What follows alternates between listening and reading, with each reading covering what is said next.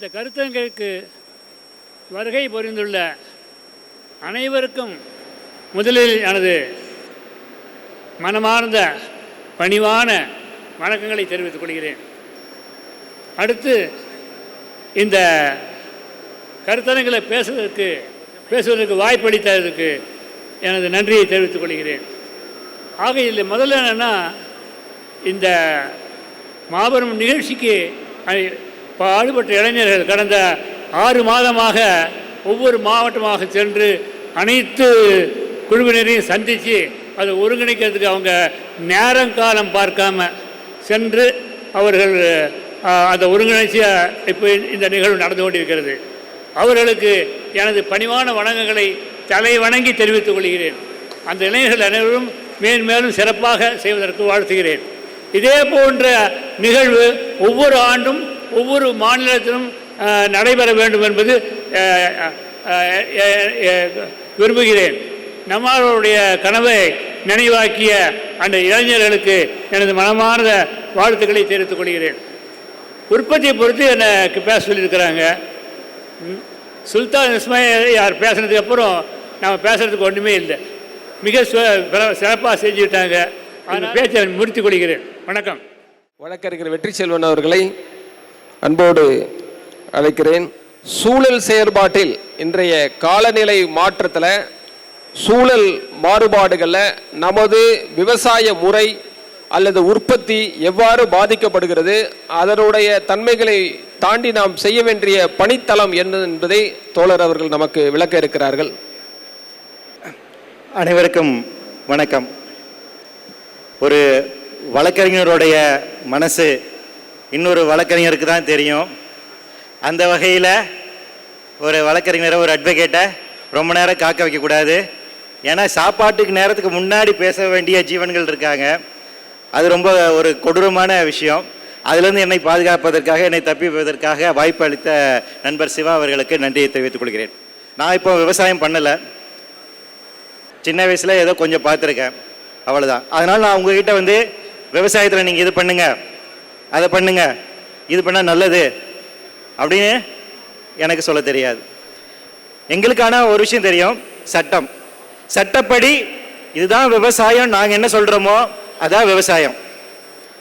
ஏன் வந்து நமக்கு முன்னாடி பேசின ஐயா சுல்தான் இஸ்மாயில் ஐயா அவர்கள் குறிப்பிட்டு சொன்னாங்க இல்லையா, தமிழகத்திற்கென்று ஒரு இயற்கை வேளாண்மை குறித்தான ஒரு கொள்கை ஏன் தேவை, இந்திய அளவில் ஏன் ஒரு கொள்கை தேவை, அந்த கொள்கை என்னவாக இருக்க வேண்டும் அப்படிங்கிறது ஏன் முக்கியம் அப்படின்னா, நாம் வாழ்கின்ற இந்த சமூகம் என்பது சட்டத்தின் ஆட்சியின் கீழாக இருக்கிறது.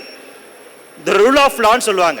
சட்டம் என்ன சொல்கின்றதோ அதற்கு உட்பட்டு தான் இங்க இருக்கக்கூடிய ஒவ்வொரு தனிநபர்களும் செயல்பட முடியும். சட்டத்திற்கு உட்பட்டு தான் நீங்க எந்த செயலையும் செய்ய முடியும். நண்பர்கள் தொடர்ச்சியாக வைத்துக்கொண்டு கோரிக்கை பேசிட்டு இருக்காங்க. கல் இறக்குவதற்கான உரிமை குறித்தானது சட்ட ரீதியாக நாம் இன்னைக்கு அதை செய்ய முடியாது. அதை தடை செய்து வைத்திருக்கிறார்கள்.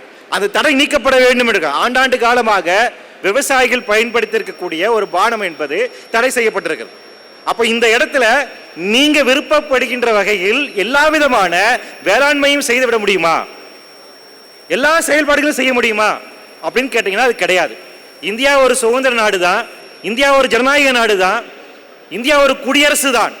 இருந்தாலும் இங்கு வாழக்கூடிய மக்களுக்கு குறிப்பிட்ட அளவிலான விடுதலை தான் வழங்கப்பட்டிருக்கிறது.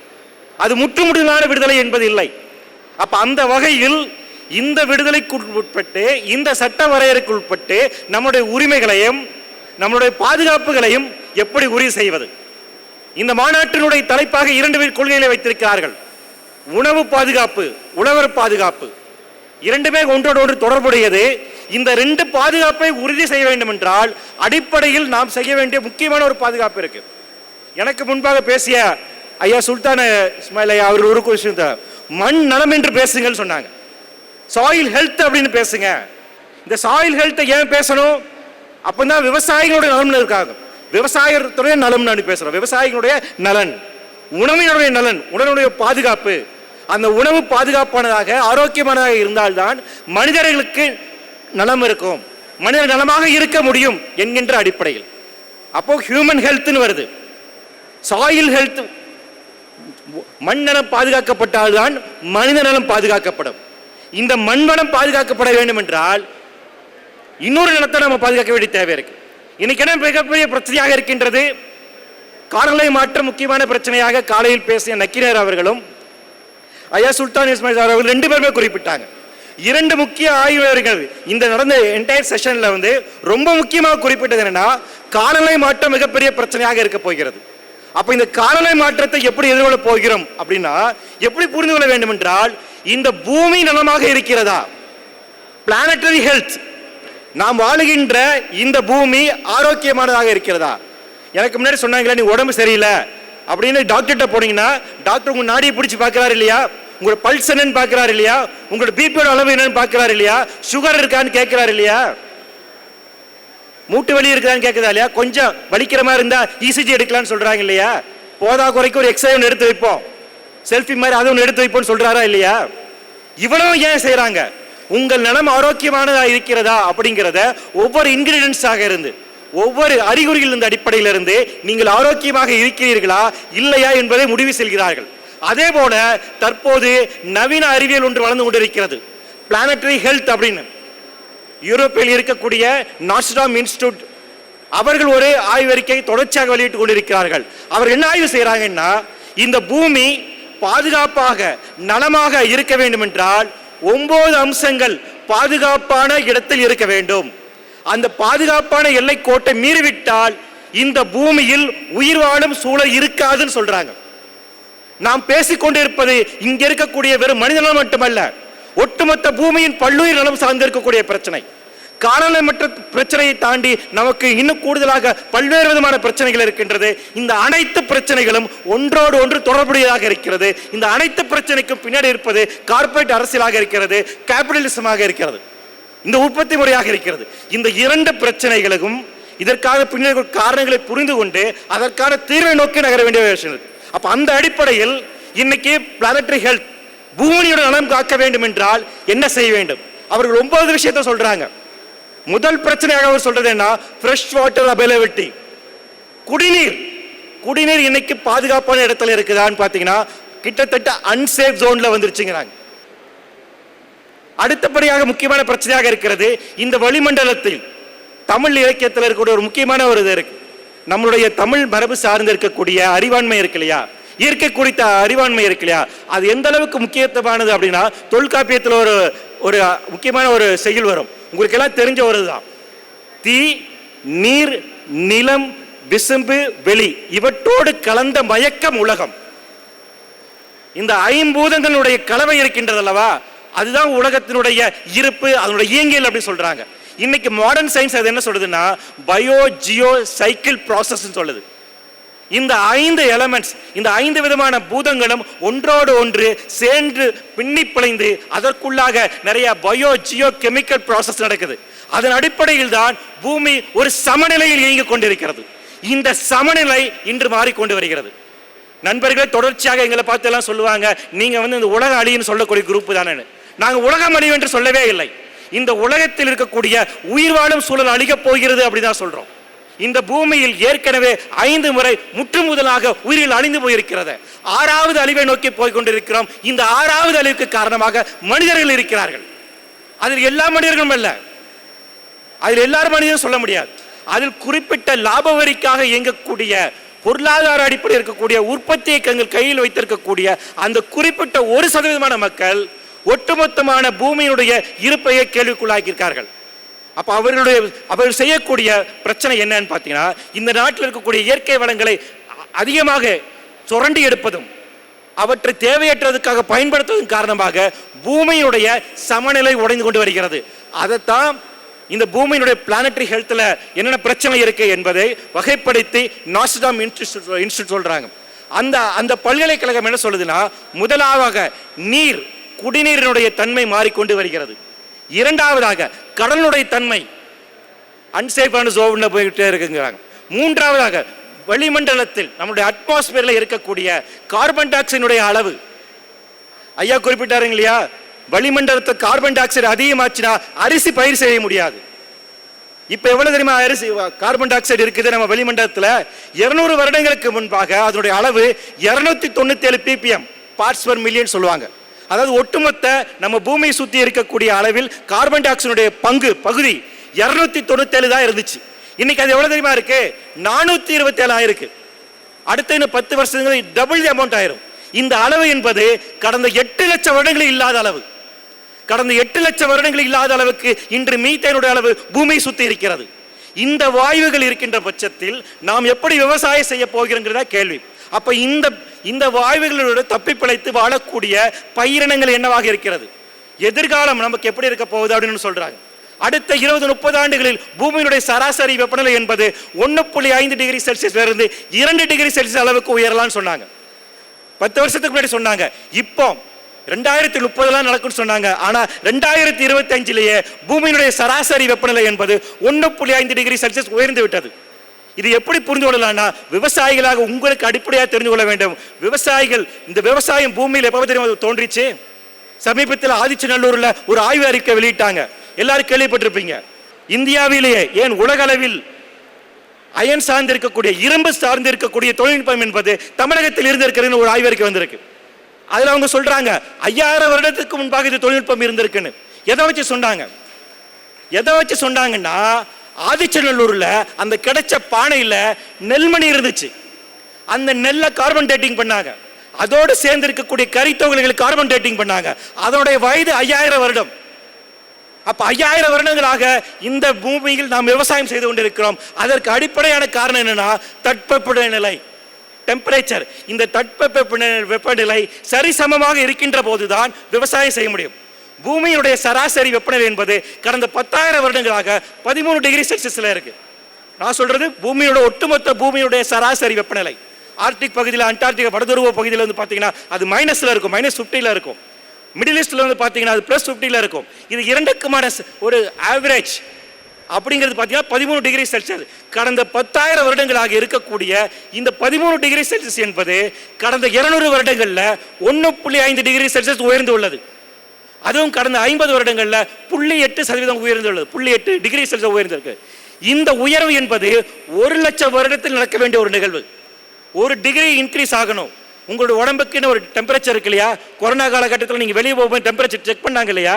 மனிதனுடைய சராசரி வெப்பநிலை என்பது 66 இருக்கலாம், 96 இருக்கலாம், 96 டிகிரி ஃபாரன்ஹீட் இருக்கலாம். 96, 100, 101 போச்சுன்னா குழந்தைகள் லீவ் கேட்குதா? 100 டிகிரி ஜுரம், நான் ஸ்கூலுக்கு போகலன்னு. 105 இருந்தால் மனுஷன் செத்துருவான். அதே மாதிரி தான் டெம்பரேச்சர் குறைஞ்சாலும் மனுஷன் செத்துருவான். அதுக்கு பேர் ஹைப்பர்தெர்மியா. அப்போ மனிதனுடைய டெம்பரேச்சர் பேலன்ஸ் ஆகியிருந்தால் தான் உயிர் வாழ முடியும். அதே போலதான் இந்த சுற்றுச்சூழல் அமைப்பு முறைக்கும் ஒரு பேலன்ஸ் டெம்பரேச்சர் தேவை, ஒரு சமநிலையாக இருக்கக்கூடிய தட்ப வெப்பநிலை தேவை. அந்த தட்பவெப்ப நிலை என்பது இப்போது உயர்ந்து கொண்டு வருகிறது. அடுத்த 30 ஆண்டுகளில் இன்னும் அது 1 டிகிரி செல்சியஸ் உயர்ந்து 2 டிகிரி செல்சியஸ் அளவுக்கு உயரலான்னு சொல்றாங்க. உலக அளவில் 2 டிகிரி செல்சியஸ் உயருது அப்படின்னா, தமிழகத்தில் அளவில் உங்க ஊர்ல 5 டிகிரி செல்சியஸ் அளவுக்கு உயரும். மத்தியானம் 12 மணிக்கு அடிக்க வேண்டிய வெயில் காலையில் 6 மணிக்கு சுள்ளன் அடிக்கும். இனிமேல் 10 மாசம் உங்களுக்கு வெயில் தான் இருக்க போகுது. 1 மாசம் மட்டும்தான் மழை, அது கொட்டி தீர்க்கும். இன்னொரு மாசம் கடுமையான குளிர் இருக்கும். இதுதான் உங்களுடைய எதிர்காலமாக இருக்க போகிறது. இதுதான் நியூ நார்மல்ஸ்ன்னு சொல்றாங்க. அப்ப மாறி வருகின்ற இந்த புதிய சூழலில் நம்முடைய பூமியினோட நலம் என்பது மிகப்பெரிய பிரச்சனைகள் இருக்கு. இந்த பூமியினோட நலம் என்று நான் சொல்வது, இங்கு உயிர் வாழுகின்ற ஒரு சூழல், அந்த பயோடைவர்சிட்டியினுடைய இன்டெகிரிட்டி, பயோஸ்பியரினுடைய இன்டெகிரிட்டி. உயிர் வாழும் சூழல் என்பது காற்றில் இந்த அளவுக்கு தான் ஆக்சிஜன் இருக்கலாம், இந்த அளவுக்கு தான் கார்பன் டை ஆக்சைடு இருக்கலாம், இந்த அளவுக்கு தான் நைட்ரஜன் இருக்கலாம், ஒரு அளவு இருக்கு. அந்த அளவை மீறிக்கொண்டு இருக்கிறோம்.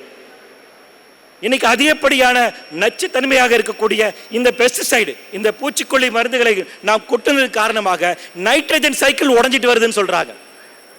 அப்ப இந்த பூமியினுடைய அமைப்பு முறை இன்று சிதைந்து வருகின்றது. அப்ப இதற்கு எதிராக செயல்பட வேண்டிய நாம் என்ன செய்ய வேண்டும்? இந்திய அளவில் காலநிலை மாற்றத்தை எதிர்கொள்வதற்கான என்ன கொள்கை வச்சிருக்காங்கன்னா, அதானிகிட்ட சோலார் கொடுங்க, அதானிகிட்ட விண்ட் எனர்ஜி கொடுங்க. அவர் என்ன பண்ணுவாரு? ரினியூவல் எனர்ஜி மூலமாக தற்போது இருக்கக்கூடிய கார்பன் எமிஷனை குறைச்சிருவாரு. அதாவது இந்த கார்பன் எமிஷன் அதிகமாக தெர்மல் பவர் ஸ்டேஷன் வரக்கூடிய இந்த நச்சு புகையை கட்டுப்படுத்துவதற்கான வேலை அதானி செய்து விடுவார்கள். அப்போ ஒன்றிய அரசாங்கம் என்ன கொள்கை வச்சிருக்காங்கன்னா, இந்த உயிர் போகின்ற இந்த ஆபத்தை கூட வர்த்தகமாக பார்க்கிறார்கள். அரசே அதை செய்ய முடியாதா? அரசுக்கான கொள்கை இல்லையா? அரசுக்கான நிலைப்பாடு இல்லையா? அப்ப அரசு என்னன்னா, காலநிலை மாற்றம் என்பது அடுத்த 20-30 ஆண்டுகளில் என்ன செய்ய போகிறது என்பதற்கான வல்னரபிலிட்டி அசஸ்மெண்ட். எந்த பகுதியில் யாருக்கு என்ன பிரச்சனை வரும், விவசாயிக்கு என்ன பிரச்சனை வரும், மீனவர்களுக்கு என்ன பிரச்சனை வரும், குழந்தைகளுக்கு என்ன பிரச்சனை வரும், பெண்களுக்கு என்ன பிரச்சனை வரும் என்பதை ஆய்வு செய்து அவர்களை பாதுகாப்பதற்கான நடவடிக்கைகளை மேற்கொள்ள வேண்டும். இந்த கொள்கையில் அரசிடம் இல்லை. தமிழக அரசாங்கம் இப்போதான் செய்ய ஆரம்பிச்சிருக்காங்க. அப்ப நம்மளுடைய கோரிக்கை என்னவாக இருக்கணும், உங்க பிராந்தியத்தில் நீங்க எந்த மாவட்டத்தில் இருக்கீங்களோ அந்த மாவட்டத்தில் காற்றினுடைய தன்மை என்னவாக இருக்கிறது, வெயிலுடைய தன்மை என்னவாக இருக்கிறது, மழையினுடைய தன்மை என்னவாக இருக்கிறது, கடந்த 5 வருஷம் எப்படி இருக்குது, கடந்த 10 வருஷத்தில் எப்படி இருந்துச்சு, அடுத்து என்னென்ன பிரச்சனை எதிர்வரக்கூடும் என்பதற்கான ஆய்வுகளை மேற்கொள்ளுங்கள். அது உங்ககிட்ட தான் இருக்கு, அந்த அறிவு உங்ககிட்ட தான் இருக்கு. எத்தனை பூச்சிகள் காணாம போச்சு, எத்தனை நுண்ணுயிர்கள் காணாம போச்சு, எத்தனை பறவைகள் காணாம போச்சு என்பது உங்களுக்கு தான் தெரியும். எந்த பயிர்கள் விளைய மாட்டேங்குது, சீசனுக்கு முன்னாடியே விளைஞ்சிருது, பருவம் வருகின்ற அந்த சீசனுக்கு சைக்கிள் மாறி போகிறது. அப்ப இதை புரிந்து கொண்டு, இதை அவதானித்துக் கொண்டு இதற்கான செயல் திட்டங்களை முன்னெடுக்க வேண்டும். அந்த செயல் திட்டங்களை முன்னெடுப்பதன் மூலமாக தான் உங்களுடைய ஆரோக்கியம் மட்டுமல்ல, பூமியினுடைய ஆரோக்கியம் மட்டுமல்ல, எதிர்கால சங்கத்தினுடைய ஆரோக்கியத்தை நாம் பாதுகாக்க முடியும் என்று கூறி விடைபெறுகிறேன். நன்றி, வணக்கம். இன்று சமன்வயா என்ற ஒரு அமைப்பை நிறுவி தற்சார்பு சார்ந்தும் இயற்கை விவசாயம் சார்ந்தும் தொடர்ந்து செயல்படக்கூடிய சமன்வயா ராமசுப்ரமணியன் அவர்களை அன்போடு அழைக்கிறேன். அவர் நுகர்வோர் சிந்தனையில் இந்த மாநாட்டின் செயல்பாடுகள், கூட்டு இயக்கத்தின் செயல்பாடுகள் எவ்வாறு அமைய வேண்டும் என்ற கருத்துக்களை நம்மிடையே பகிர்வார். வாங்கலையா. எல்லாருக்கும் வணக்கம். ஆசிரியர் இஸ்மாயிலுக்கு அடுத்து பேசுறதுன்றது கொஞ்சம் கஷ்டமான விஷயம். அதுக்கப்புறம் எனக்கு முன்னாடி பேசினவர் ரொம்ப நிறைய விஷயங்களை பேசினார். என்ன இன்னைக்கு நுகர்வு சார்ந்து பேச சொல்லியிருக்காங்க. அதனால நான் இந்த அடுத்த ஒரு 5 நிமிஷம் அல்லது 8 நிமிஷத்தில், இங்கே விவசாயிகள் அதிகமாக இருந்தாலும் அனைவரும் நுகர்வோர் தான் ஒரு காலகட்டத்தில். அதனால நுகர்வு சார்ந்து இன்னைக்கு நடக்கக்கூடிய சில பிரச்சனைகள், தீர்வுகள், இதை பற்றி மாத்திரம் நான் ஒரு 5 நிமிஷம் பேசலாம் பார்க்குறேன். இங்கே விவசாயிகள் எத்தனை பேருங்க? கொஞ்சம் கை காமிச்ச தெரியும். நுகர்வோர் எவ்வளோ பேருங்க? நம்ம எல்லாரும் நுகர்வோர் தான். வெறும் நுகர்வோராக இருக்கிறவங்க, விவசாயம் செய்யாத நுகர்வோராக இருக்கிறவங்க எவ்வளோ பேர்? மிக சில பேர் தான். சரி, அந்த மிக சில பேருக்காக தான் நான் பெரும்பாலும் பேச போகிறேன். ஐயா, ரொம்ப சுலபங்க. இப்போ நாம் எல்லாரும் உணவு வாங்குறோம், சாப்பிட்றோம், எல்லாருமே நுகர்வோர் தான். ஆனால் நுகர்வில் நடக்கக்கூடிய சில முக்கியமான மாற்றங்களை நம்ம எல்லாரும் புரிஞ்சுக்கணும். அதற்கு பின்னாடி இருக்கக்கூடிய ஒரு சந்தை பொருளாதாரம், அந்த பொருளாதாரத்துக்கு பின்னாடி இருக்கக்கூடிய ஒரு சித்தாந்தம், இதெல்லாம் கொஞ்சம் புரிஞ்சிக்க வேண்டிய அவசியமான ஒரு கட்டத்தில் நாம் இன்னைக்கு இருக்கிறோம். நான் 3 மாற்றங்களை மாத்திரம் இங்கே உங்கள் முன்னாடி இன்னைக்கு தெளிவாக சொல்லணும் பார்க்குறேன். ஒன்று, இன்னைக்கு நம்ம உண்ணக்கூடிய உணவானது, அதுலேயும் நாம் உண்ணக்கூடிய அரிசி, கோதுமை மாதிரி நம்ம ஸ்டேபிள் ஃபுட்டுன்னு சொல்கிறோம். அதில் இப்போ சத்து கிடையாதுங்க. நாம் இப்போ உண்ணக்கூடிய உணவில் இருக்கக்கூடிய சத்து ஒரு 40 வருஷத்துக்கு முன்னாடி இருந்ததுலேருந்து ஏறத்தாழ 50% குறைஞ்சிருச்சு அப்படின்னு. இது நம்ம ஊரில் விவசாயிங்க, பெரியவங்க, முன்னாடி சாப்பிட்டவங்க சொல்லுவாங்க. ஆனால் நாம் சொன்னோம்னா இயற்கை விவசாயி சொல்கிறான் இல்லை விவசாயி சொல்கிறான்னு கேட்க மாட்டாங்க. இதை அறிவியல் பூர்வமாக போன வருடத்துக்கு முந்தைய வருடம் இந்திய அரசாங்கத்துடைய அறிவியல் நிறுவனங்கள், ICARன்னு சொல்லக்கூடிய Indian council for agricultural research அப்படின்னு சொல்லக்கூடிய நிறுவனமே ஆணிப்பூத்தரமாக வெளியிட்டிருக்காங்க.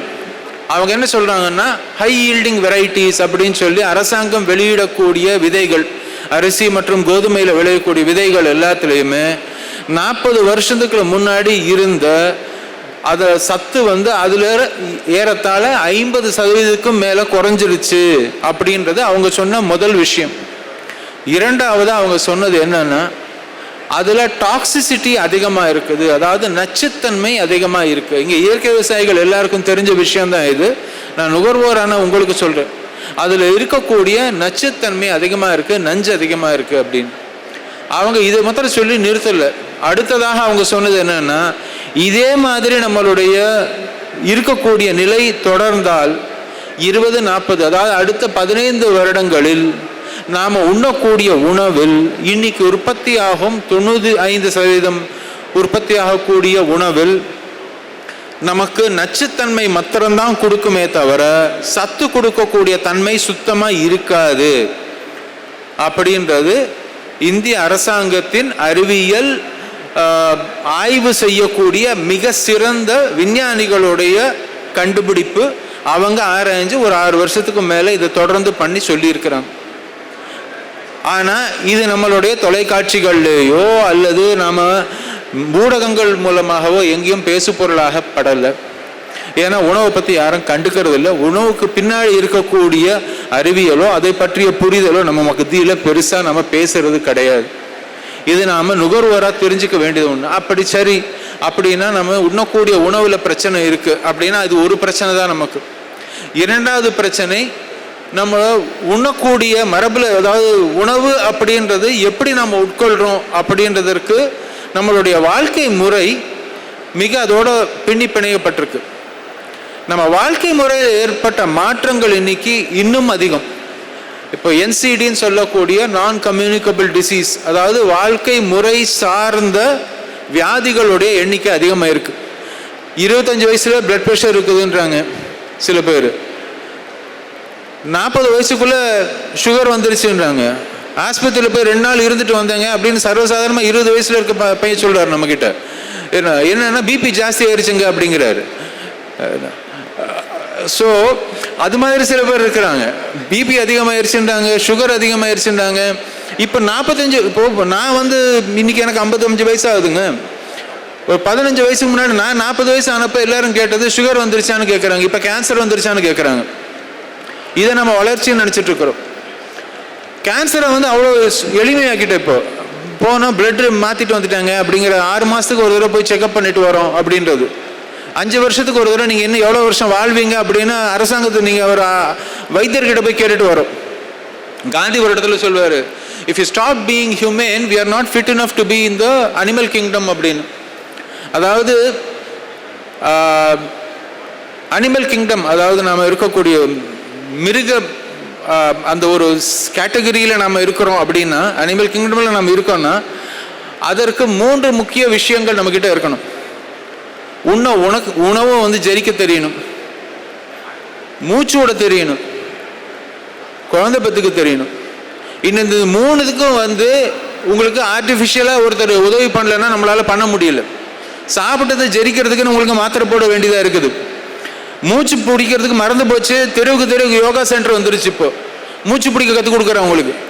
குழந்தை பெற்றுக்கிறதுக்கு சென்னையில் ஆர்டிஃபிஷியல் இந்த IVFன்னு சொல்லிட்டு தெரு எல்லா ரோட்லையும் 5 சென்டர் இருக்குது. இப்போ எல்லாத்துக்குமே நம்ம ரொம்ப அடிப்படையில் நாம் மிருகங்களாக கூட இல்லாமல் அடுத்த கட்டத்துக்கு எங்கேயோ போயிட்டுருக்குறோம். அது எங்கே போயிட்டுருக்கோம்? அது நம்மளுடைய நுகர்வு கலாச்சாரத்தில் நடந்த மாற்றம் தான் பெரும்பாலும். ஏன்னா நம்ம இன்னைக்கு இருக்கக்கூடிய வாழ்க்கை முறையில் பெரும்பாலும் வீட்டில எல்லாம் பார்த்தீங்கன்னா, நான் இப்போ சென்னையிலேருந்து வரேங்க. சென்னையில் முன்னாடி வீட்டில் சமையலறைன்னு ஒன்று இருக்கும். இப்போ சமையலறையே கிடையாது. சமையலறை இப்போ 3 விஷயங்கள் தான். ஒரு ஃப்ரிட்ஜு, ஒரு ஹாட் பிளேட்டு, ஒரு இது ஒன்று இருக்குதுங்க, அந்த இது ஒன்று சொல்லுவாங்க சூடு பண்ணுறதுக்கு. இது 3 தான் இப்போ சமையலறை. அப்போ எது மாறிடுச்சுன்னா, டிவி சின்னதாக இருந்துச்சு, சமையலறை பெருசாக இருந்துச்சு. இப்போ டிவி ரொம்ப பெருசாகிடுச்சு, சமையலறை சின்னதாகிடுச்சுங்க. சமையலறை இப்போ ரொம்ப சின்னதாக இருக்குது, டிவி பெருசாக இருக்குது. ஏன்னா யாரும் சமைக்கிறது இல்லை. எல்லாரும் ஃபோன் எடுத்து ஆர்டர் பண்ணால் 5 நிமிஷத்தில் வீட்டில் உங்களுக்கு வகை வகையாக எடுத்து கொடுத்துட்றோம். இதுதான் நம்ம பார்க்கக்கூடிய 3வது மாற்றம் நுகர்வில். இன்னைக்கு கலாச்சாரத்தில் என்ன நடக்குதுன்னா, விரைவு உணவு அப்படின்றத தாண்டி விரைவாக வரக்கூடிய உணவுன்னு ஒன்று ஆயிடுச்சுங்க. சென்னையில் உங்களுக்கு 2 நிமிஷத்தில், 5 நிமிஷத்தில், 10 நிமிஷத்தில் வீட்டில் எடுத்து டெலிவரி கொடுத்துட்றான். அது அவன் கொடுக்கக்கூடிய விலையை பார்த்தீங்கன்னா, உற்பத்தியிலிருந்து துவங்கி இன்னைக்கு நீங்கள் நுகர்ற வரைக்கும் இந்த விலையில எப்படிங்க உங்களுக்கு எடுத்துகிட்டு இந்த உணவை சேர்க்க முடியும் அப்படின்றத யோசிக்கிறதே இல்லை. நாம் யோசிக்காமல் நுகர துவங்கிட்டோம். முன்னாடி நாம் பேசும்போது சொல்லுவோம், நாம் உண்ணக்கூடிய உணவானது அங்கிருந்து ஒவ்வொரு படியாக வரும்போது அங்கே நடக்கக்கூடிய வேல்யூ அடிஷன் என்ன, அதற்கு எவ்வளோ காசு செலவாகுது அப்படின்றத புரிஞ்சுக்கணும் அப்படின்னு. இப்போ அது எல்லாத்தையும் தாண்டி வேகம் ஒன்று தான் உணவின் பிரதானமான விஷயம் அப்படின்ற அளவுக்கு நுகர்வோர் கலாச்சாரத்தை மாற்றி இருக்கிறோம். வேகம் இருந்துச்சுன்னா போகிறோம், வேகமாக அவங்க வந்து சேர்ந்துருச்சுன்னா எந்த உணவாக இருந்தாலும் நீங்கள் சாப்பிடலாம் அப்படின்னு. அதற்கு பின்னாடி கேள்விகள் கேட்கக்கூடாது அப்படின்னு. இதற்கான லாஜிஸ்டிக் இன்ஸ்டிடியூஷன் அப்படின்னு சொல்லி விரைவாக பொருட்களை ஒரு இடத்துலேருந்து இன்னொரு இடத்துக்கு எடுத்துகிட்டு போகிறதுக்கான முக்கியமான வேலை செய்கிறதுக்காகவே வந்து உலக அளவில் இருக்கக்கூடிய பொருளாதாரம் நிர்ணயிக்கப்படுது இன்னைக்கு. எப்படின்னு நான் ஒரே ஒரு உதாரணம் சொல்லி நான் முடிச்சுக்கிறேன். அமெரிக்காவில் இதை ஒரு நம்பர் ரொம்ப சுலபமாக பண்ணி காமிச்சார். இது வந்து நம்ம ஊரில் தொடர்ந்து இப்போ நடக்க ஆரம்பிச்சிருச்சு. அமெரிக்காவில் ஒரு இடத்துல மீன் பிடிக்கிறான். அந்த மீனை சுத்திகரிக்கிற வேலை தாய்லாண்டில் பண்ணுறாங்க. அமெரிக்காவிலேருந்து கப்பலில் அந்த மீன் அப்படியே தாய்லாண்டுக்கு வருது, சுத்திகரிக்கிறான். அதுக்கப்புறம் அதை ப்ராசஸ் பண்ணி பதப்படுத்தி டப்பாவில் போடுறது அர்ஜென்டினாவில் நடக்குது. தாய்லாண்ட்லேருந்து திரும்பி அர்ஜென்டினாவுக்கு எடுத்துகிட்டு போகிறாங்க. அதை திரும்பி பதப்படுத்தி ஒரு டப்பாவில் அடைக்கிறாங்க. திரும்பி அதை எடுத்துகிட்டு வந்து அமெரிக்காவில் விற்கிறோம். அது மாதிரி இன்னைக்கு உணவு இல்லாமல் வந்து எல்லாரும் உயிரோடு இருக்க முடியாதுன்றது வந்து அரசாங்கம் பெரிய தனியார் கம்பெனிகள் முடிவு பண்ணிட்டாங்க.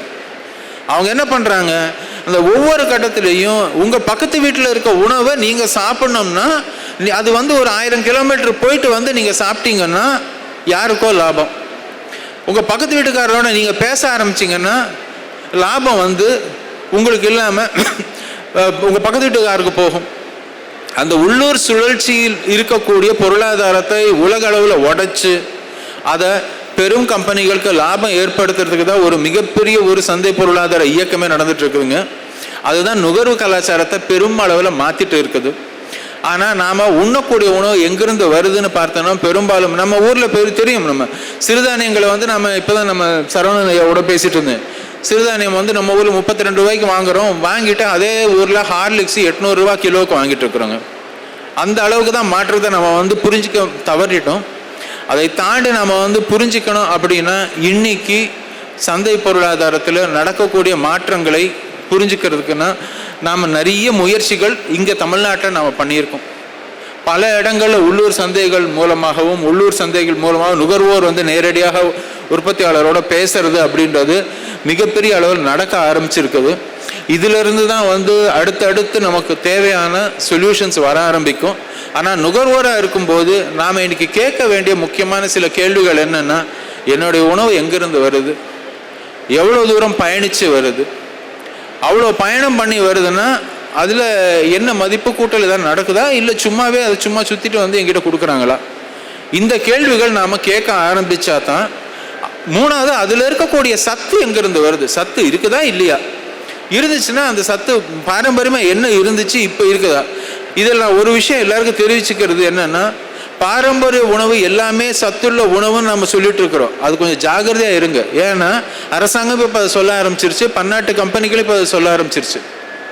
அவன் என்ன பண்ணுறான், இதே பாரம்பரிய உணவு அவன் கையில் எடுத்துட்டு அவன் அதனுடைய தன்மையை மாற்றி, நீங்கள் தான் அது பாரம்பரிய உணவு நல்லதுன்னு சொல்கிறீங்கல்ல, சாப்பிடுங்க அப்படின்னு சொல்லி உங்களுக்கு திருப்பி அதையே கொடுக்குறான். ஆனால் பன்னாட்டு கம்பெனி கிட்ட வந்து நம்ம வாங்குறது பாரம்பரிய உணவு கிடையாது. இதோட முடிச்சுக்கிறேன். ரொம்ப நன்றி, வணக்கம். அடுத்த உரையாற்ற வானகம் அமைப்பின் அரங்காவலரும் வள்ளுவம் நம்மாழ்வார் மக்கள் குழு உள்ளிட்ட அமைப்புகளின் ஒரு நிறுவனருமான இளவல் வெற்றிமாறன் அவர்கள் உங்கள் முன்னே உரையாற்றுவார். அவரை பற்றி எல்லாரும் உற்பத்தி பண்ணிடுறோம். ஒரு கட்டத்துக்கு முன்னால் தான் இயற்கை விவசாயத்தில் உற்பத்தி நடக்குமா, தேவையான விளைச்சல் இருக்குமாங்கிற பேச்செல்லாம் இருந்தது. இப்போ அது முடிஞ்சு அது அடுத்த கட்டம் வந்துடுச்சு. உற்பத்தி செஞ்சதை எப்படி சந்தைப்படுத்துவார். அப்போ அந்த சந்தைப்படுத்துதல் பழுத்த அனுபவம் உள்ள பல்வேறு இடங்களுக்கு பயணம் செய்து அதை அறிந்து உங்களோடு பகிர்ந்து கொள்ள இளவல் வெற்றிமாறன் உங்கள் முன்னே. அனைவருக்கும் வணக்கம். எங்களுக்கு ஐயா நம்மாழ்வார் தான் மிகப்பெரிய ஆதர்சம். ஐயாவை நம்பி வந்தோம், ஐயாட்டிருந்து கற்றுக்குறோம். அப்புறம் இயற்கை உழவன்மை செஞ்சோம், உற்பத்தி செஞ்சதை சந்தைப்படுத்துறதுக்கு ரோட்டில் போட்டு விற்றோம், தெருவில் போட்டு விற்றோம். ரொம்ப சிரமமாக இருந்துச்சு. சரி, எங்கே நமக்கு பிரச்சனை இருக்குன்னு பார்த்துட்டு ஊர் உலகம்லாம் சுற்றி பார்த்துட்டு சரி நம்ம சந்தையை வலுப்படுத்தலாம் அப்படின்னு சொல்லி சந்தைப்படுத்துதல் வேலைகளையும் தொடர்ச்சியாக ஈடுபட்டு பார்த்தோம். இதெல்லாம் செஞ்சு பார்க்கும்போது ரொம்ப சிரமமாக இருந்தது சந்தைப்படுத்துதல் தான். உழவு ரொம்ப எளிது, உளவாண்மை செய்வது, அதை நம்ம கொண்டு வர்றதுன்றது அது ரொம்ப மனசுக்கு ரொம்ப திருப்தியான விஷயமா இருந்துச்சு. அது நாம் சார்ந்தது, நாம் தற்சார்பு சார்ந்ததாக இருந்துச்சு.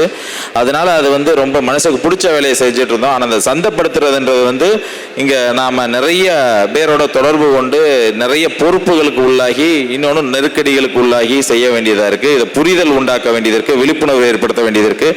பெரிய நெருக்கடிகளான விஷயமா வந்து சந்தைப்படுத்துதல் இருக்குது. அப்போ ஐயா சொன்னது food should be locally produced and locally கன்சியூம்டுன்னு அடிக்கடி ஐயா நம்மாழ்வார் சொல்வார். உள்ளூர்களில் விளைவிப்பதை உள்ளூர்களில் விற்பனை செய்கிறது தான் சந்தையின் இயல்புன்பா. அதை நோக்கி தான் அப்புறம் பயணிக்கணுன்றது, அந்த உண்மையை நோக்கி பயணிக்கிறதுக்கு தான் இன்றைக்கி இந்த சந்தைப்படுத்தல் விஷயங்கள் நிறைய நாங்கள் இயங்கி வேலை பார்த்துட்டு இருந்துறோம். இதில் வந்து எங்களுக்கு மிகப்பெரிய ஆதர்சமாக இருக்குது. இப்போ நம்ம எல்லாம் சந்தைப்படுத்துதலில் தீவிரமாக கவனம் செலுத்திட்டு இருந்தபோது ஒரு 15 ஆண்டுகளுக்கு முன்னாடி இதை எங்களுக்குள்ள விதையாப்பட்டது வந்து சிவகாசியில் இருக்க தேன்கனி உழவர் கூட்டமைப்பு. அவங்க வந்து சந்தைப்படுத்துறத போய் பார்த்துட்டு வந்தோம்னா அதில் ஒரு பெரிய தெளிவும் அறிவும் கிடைக்கும். அவங்க உள்ளூர்லேயே விளையிறது, தான் விளைவிக்கிறத தாண்டி அதான் விளையிறதுன்னு ஒன்று இருக்கு இல்லையா, அந்த காட்டு மூலிகைகள் இருக்கட்டும், அருகம்புல்லாக இருக்கட்டும், ஒரு முடக்கத்தங்கிரியாக இருக்கட்டும், இப்படி பறிச்சுட்டு வந்து அவங்க சந்தைப்படுத்துகிற முறைகள் இருக்குல்ல, இதுதான் இங்கு செய்ய வேண்டிய உருவாக்க வேண்டிய சந்தையின் மாதிரிகள். அப்புறம் எதுக்கு நகரங்களில் சந்தைகள் உண்டாக்குது அப்படின்னா, இந்த நகரங்கள்ல இருந்து தான் இப்போ செய்திகள் எல்லாம் இங்கே கிராமங்களை நோக்கி நகர்ந்துட்டு இருக்கு. இந்த நகரங்களில் உதிரியாக இருக்கக்கூடிய இந்த சூழல் சார்ந்து இயற்கை சார்ந்து புரிதல் இருக்கிறவங்களுக்கு கூடுகைக்கான இடம் இல்லை. அப்போ நம்மளாம் ஒன்றா கூடி பேசலாம் வாங்க அப்படின்னா அதுக்கு ஒரு பேசுறதுக்கு தாண்டி நம்மளை பின்பற்றி இன்னும் ஒரு சமூகம் பின்பற்றணும், இல்லை நம்ம சொல்றதை கேட்கணும் அப்படின்னா அந்த சந்தை வடிவமைப்பு பொருத்தமாக இருந்துச்சு. நகரத்தில் உற்பத்தி பண்ணுறதுக்கான வாய்ப்பு இல்லை. அப்போ நகரங்களில் சந்தைகளை உருவாக்கி இந்த விழிப்புணர்வுகளை ஏற்படுத்தலாம் அப்படின்னு தான் நகரங்களில் சந்தைகளை உருவாக்க போனோம். அங்கே இன்னும் வினோதமான நிறைய விஷயங்களை கண்டுணர முடிஞ்சுச்சு. எடுத்துக்காட்டுக்கு சந்தைக்கு வந்து ஒரு கடையில் கேட்குறப்போ இப்போல்லாம் எப்படி கேட்குறாங்கன்னா, பிபிக்கு எந்த அரிசி நல்ல அரிசி, சுகருக்கு எந்த அரிசி நல்ல அரிசி, இப்படி வந்து மெடிக்கல் ஷாப் மாதிரி ஆக்கிட்டாங்க அந்த இயற்கை சந்தைகள்லாம். அப்போ நுகர்வோருக்கு சொல்கிறோம், இது வந்து மெடிக்கல் ஷாப் கிடையாது, இதுதான் வந்து உணவு தான் மருந்தே. அப்போது நமக்கு உணவே மருந்துன்றது தான் அப்படின்னு நமக்கு பெருசாக பேசுகிறோம். அதன் வகையில் நம்மளோட தொடர்புக்கு வர்ற நண்பர்கள் நிறைய இந்த சூழல் சார்ந்த அக்கறைகளில் செயல்பட ஆரம்பிக்கிறாங்க, இயற்கை விவசாயம் சார்ந்த விஷயங்களில் செயல்பட ஆரம்பிக்கிறாங்க. ஆனால் நமக்கு திரும்ப திரும்ப இந்த சந்தைப்படுத்துதல், சந்தையில் ரொம்ப பெரிய சிக்கல்கள் தொடர்ந்து நீடிச்சே இருக்குது. இதை வலுப்படுத்தணும். இதில் இருக்க சிக்கல்கள் நிறைய. எடுத்துக்காட்டுக்கு உண்மைத்தன்மை பார்த்து பேச வேண்டியது இருக்குது. அடுத்ததாக இதோட இப்போ சந்தைப்படுத்துதல்னா வெறும் பொருட்களை, நம்மளுடைய தானியங்களை சந்தைப்படுத்துறது மட்டும் இல்லை. இப்போ நம்மள்கிட்ட இருக்கக்கூடிய இப்போ விதைகள் இருக்கு. அப்போ விதைகளை நாம மக்கள்கிட்ட கொண்டு போனோம்னா, இப்போ கலசப்பாக்கம் அமைப்பு மாதிரியான ஒரு மூத்த முன்னோடி அமைப்புகள் நமக்கு ஒரு முன்மாதிரியா இருக்காங்க. இப்போ ஏன் இதெல்லாம் அறிமுகப்படுத்துறோம்னா, இதெல்லாம் நம்ம ஒரு மாசத்துல ஒரு நாள் இவங்கெல்லாம் போய் பார்த்துட்டு வந்துடும். இப்போ அங்கே நடக்குது, கலசப்பாக்கத்தில் நடக்குது, சிவகாசியில் தேன்கனியில் நடக்குது. அப்போ இவங்க தான் நாம இந்த சமூகத்துக்கான ஒரு நல்ல மாதிரிகள். ஆனால் இந்த நகரங்களில் நடக்கிறது எல்லாமே ஒரு விழிப்புணர்வு பிரச்சாரமாகவே தொடர்ந்து எடுத்துட்டு போகிறோம். இதில் நாம் சந்திக்கிற சிக்கல்கள் நிறைய. இப்போ மக்கள் இந்த உண்மைத்தன்மை இதுக்கெல்லாம் இப்போது இதை உத்தரவாதப்படுத்துறதுக்கு ஒரு நல்ல ஒரு மூத்த ஒரு அறிஞர் கூட்டம் தேவை இருக்குது. அதே போல் இதை பற்றி சொல்லி புரிய வைக்கிறதுக்கான விழிப்புணர்வு கூட்டங்கள் தேவை இருக்குது. அதை தான் இந்த மாநாடு வாயிலாக, குழு வாயிலாக இதெல்லாம் எடுத்துகிட்டு போகணும். முக்கியமாக உற்பத்தியிலிருந்து சந்தை வரைக்கும் இருக்கக்கூடிய விவசாயிகளுக்கான பிரச்சனைகளை சீர் செய்யணும் அப்படின்றதெல்லாம் ஒரு அடிப்படை நோக்கமாக வச்சு தான் இந்த சந்தைப்படுத்தல் எடுத்துகிட்டு போகிறோம். பொதுவாக இந்த சந்தைப்படுத்தல வேற சிக்கல்கள் என்னன்னா, இன்னைக்கு இந்த சந்தைப்படுத்தல் ரொம்ப மிக நிகழ்வாக இயற்கை ஆர்கானிக்னு பெரு நிறுவனங்கள் வந்து இறங்க ஆரம்பிச்சிருக்காங்க. இவங்க கூடலாம் போட்டி போட முடியாது. ஆனால் அவங்களுக்கு ஒரு டேர்ம்ஸ் கண்டிஷன்ஸ் எல்லாம் இருக்கும். இப்படி இருக்கணும், பாக்கெட் இருக்கணும், இதில் இந்த அச்சு இருக்கணும், இந்த அங்கீகாரம் இருக்கணும்னு. ஆனால் நாம உள்ளூர் சந்தைகளில் அந்த விஷயங்கள் நமக்கு தேவைப்படாது. ஆனால் இந்த உள்ளூர் விஷயங்களை அந்த கார்பரேட் கையில் எடுக்கவே முடியாது. ஏன்னா அவங்களுக்கு அந்த சிஸ்டமே இப்போ ஒத்து வராது. அதனால தான் உள்ளூர் சந்தைகளை வலுப்படுத்தணும் அப்படின்றதான் தொடர்ச்சியான செயல்பாடுகளாக இருக்கும். இப்போ நகரங்களிலும் கிராமங்களிலும் இதெல்லாமே இந்த சந்தை சார்ந்த விழிப்புணர்வு, மக்களுக்கான விழிப்புணர்வுகளோடு சேர்ந்து இந்த விஷயங்களை எடுத்துகிட்டு போகிறது தொடர்ச்சியாக. அதுக்கு பெரும் உந்து சக்தியாக இருக்க வேண்டியது நுகர்வோர்கள் தான். அப்போ நுகர்வோர்களுக்கு விழிப்புணர்வை ஏற்படுத்துறதுக்காக நம் மூத்த அறிஞர்களில் தொடங்கி நம்ம நிறைய வேலை செஞ்சுட்டே இருக்காங்க. அப்போ அந்த செய்திகளை கடத்தி போயிட்டே இருக்கிறோம். இன்னைக்கு எடுத்துக்காட்டுக்கு இன்னைக்கு கருப்பு கவுனின்னு இப்போ பேசணும் அப்படின்னா ஒரு அச்சமூட்டுற மாதிரி ஆகிப்போச்சு அதோட வேலை. அப்போ அதை இப்போ பதுக்கிற நிலைமைக்கு ஆகிப்போச்சு. அப்போது நாம் அதை பதுக்கி அதோட விலையை அப்படி இல்லாமல் நமக்குள்ள ஒரு புரிதலான ஒரு சந்தை அமைப்புகளை உருவாக்குறதுக்கு இந்த அமைப்பில் ஒரு ஆய்வுக்குழு ஒன்று உருவாக்குறதா திட்டம் இருக்குது. இனி எதிர்காலங்களில் நாம் விளைவிக்கிற அத்தனை இயற்கை உணவுகளையும் மக்கள் எல்லாம் வாங்கும் தன்மையில் கொண்டு போய் சேர்க்கறத நம்ம முதன்மையாக வச்சு நம்ம சந்தைகளை கொண்டு போகிறதான் நம்மளோட நோக்கமாக இருக்கணும்னு அனைவரையும் கேட்டுக்கிறோம். அதோட நான் சுந்தரராமனையை வந்து நேரம் கம்மியாக இருக்குன்னு சுருக்கமாக சொல்கிறாரு. அவர்கிட்ட ஒரு கேள்வியை வச்சு அதோட இந்த நிகழ்வு நிறைவு செய்யலாம். இப்போ பொதுவாக வந்து நம்மளோட இடுபொருட்களில் வந்து பேசுகிறது என்னென்னா அதில் அறிவியல் இருக்கா அப்படின்னு ஒரு கேள்வி இருந்துகிட்டே இருக்குது. ஏன்னா பொதுவாக இயற்கை இடுபொருட்களை மிக நுட்பமாகவும் துல்லியமாகவும் நிறைய பேருக்கு கற்றுக் கொடுத்து அதை இப்போ இயற்கை வேளாண்மைக்குள் ஈர்த்தவரில் மிக முக்கியமானவராக ஐயா சுந்தரராமன் அவர் இருக்காங்க. அப்போ அவர் வந்து இது இப்படி இன்னைக்கு இந்த சமூகம் இந்த இளைஞர்கள் எதிர்கொள்கிற கேள்வி என்னன்னா இதில் என்ன அறிவியல் இருக்குது, இதில் இப்படி இருக்கா அப்படி இருக்கான்னு பெரிய விமர்சனம் இருக்குது. அது சார்ந்த ஐயா நமக்கு ஒரு தெளிவு சொன்னார்னா அது இன்னும் கொஞ்சம் நல்லா இருக்குன்னு ஐயாட்ட அதை ஒரு கேள்வியாக வைக்கிறேன். அனைவருக்கும் வணக்கம். நான் இங்கே வரும்போதே ஒரு மைண்ட் செட்டோடு வந்திருந்தேன். இங்கே இளைஞர்கள் நடத்துகிற இந்த நிகழ்ச்சியை பார்த்து ரசிப்பதற்கு ஒரு ரசிகனாக வந்தேன். பேசணுங்கிற மனோபாவத்திலே நான் வரல. அதனால தான் எனக்கு அந்த மைண்ட் செட்டில் வந்ததால் தான் நான் என்னுடைய இதை குறைச்சிட்டேன். ஆனால் நண்பர் விடமாட்டேன்ட்டார். ஒரு கேள்வியை கேட்டு என்னை சிக்க வச்சிருக்கிறார். முதல்ல நான் வந்து விஞ்ஞானி அல்ல. நீங்கள் கேட்குற கேள்வி நாம் பண்ணுற தயாரிப்புகளுக்கு சயின்டிஃபிக் வேலிடேஷன், சயின்டிஃபிக் வேலிடேஷன்னு கேட்குறீங்க. சரி, இப்போ நான் என்ன பண்ணுறேன்னா, ஏற்கனவே சுல்தான் இஸ்மாயில் ஐயா என்ன சொல்லிட்டு போனார், ஒவ்வொரு விவசாயியும் விஞ்ஞானியாக மாறணும் அப்படின்னு சொல்லிட்டாரு. அதுக்கு நான் ஒரு ஐடியா கொடுத்துட்றேன். நான் சொல்கிறது நீங்கள் ஒவ்வொருத்தரும் யாரெல்லாம் பண்ணுறீங்களோ அவங்க இதெல்லாம் பண்ணலாங்க.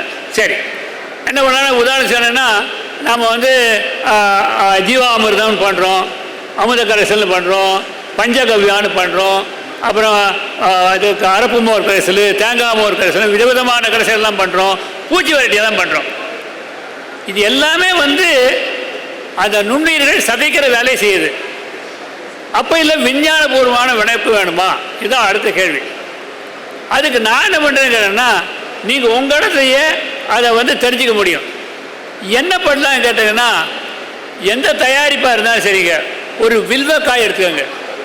வில்வக்காய் கரெக்டாக அதை ரெண்டாக உடையுங்க. உடைச்சா உள்ளுக்குள்ள காய் எப்படி இருக்குங்க? சோறு கெட்டியாக இருக்கும். நல்லா புரிஞ்சுக்கங்க.